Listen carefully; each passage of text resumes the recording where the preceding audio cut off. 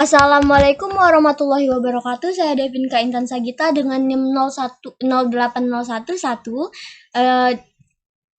2822 Jadi di sini saya akan menjelaskan tentang Alpro nomor 2, yaitu membuat program secara rekursif untuk menghitung jumlah deret pangkat dengan contoh inputnya 4. Maka prosesnya 1 pangkat 1 ditambah 2 pangkat 2 ditambah 3 pangkat 3 ditambah 4 pangkat 4. Dan outputnya adalah 288. Jadi kita mulai untuk membuat codingnya. Dimulai dari include IOStream untuk fungsi input output. Kemudian using namespace std untuk membaca namespace yang berakhiran std. Lalu kita buat in mainnya, lalu tanda kurung kurawal buka dan tutup. Kita deklarasikan variabel n dengan tipe data integer. N ini berguna sebagai banyak deret pangkat. Jadi cout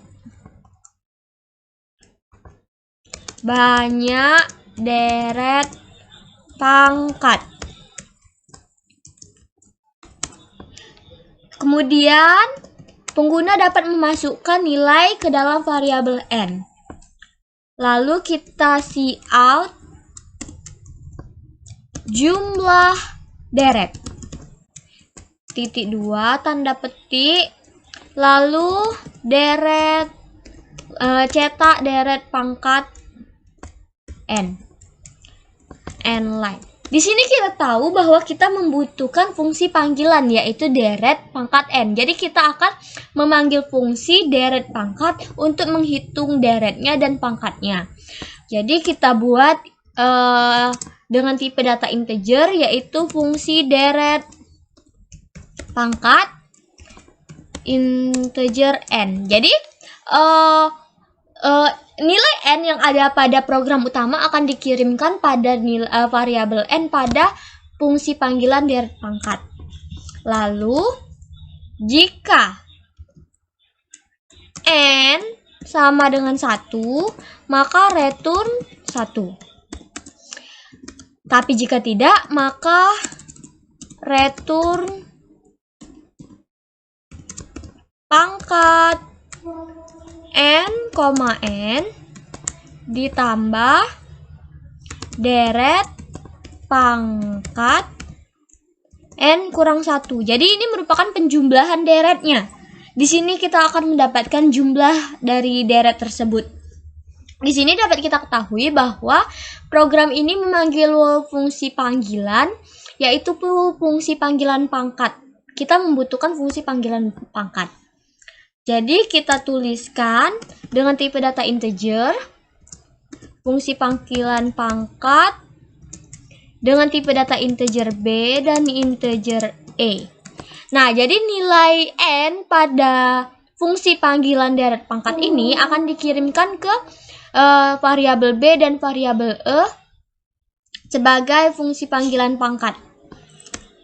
Jadi nilai b dan e saat ini adalah nilai n. Kemudian tanda kurung kurawal.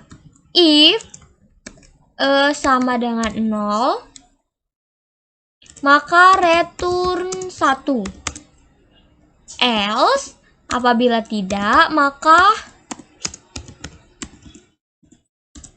return b dikali pangkat, di mana nilai e-nya berkurang 1.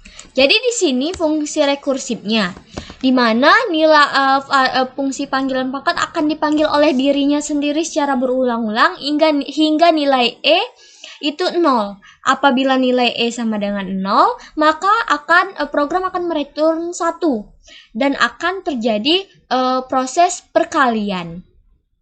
Kemudian nilai akan dikembalikan pada fungsi pemanggilnya, yaitu fungsi panggilan deret pangkat.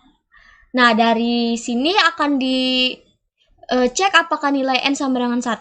Apabila tidak, maka nilai pangkat akan dijumlahkan dengan nilai deret pangkat, di mana nilai n-nya akan berkurang terus-menerus hingga n sama dengan 1. Apabila n sudah sama dengan 1, maka direturn 1 dan nilai-nilai yang sudah didapat tadi akan dijumlahkan.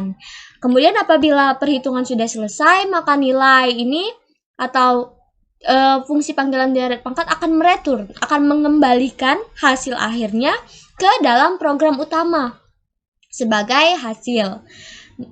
Jadi sebagai deret pangkat n. Maka dicetak di monitor. Kita coba. Misalkan 4. Maka akan muncul jumlah deret 288. Baiklah, sekian dari saya. Saya akhiri. Wassalamualaikum warahmatullahi wabarakatuh.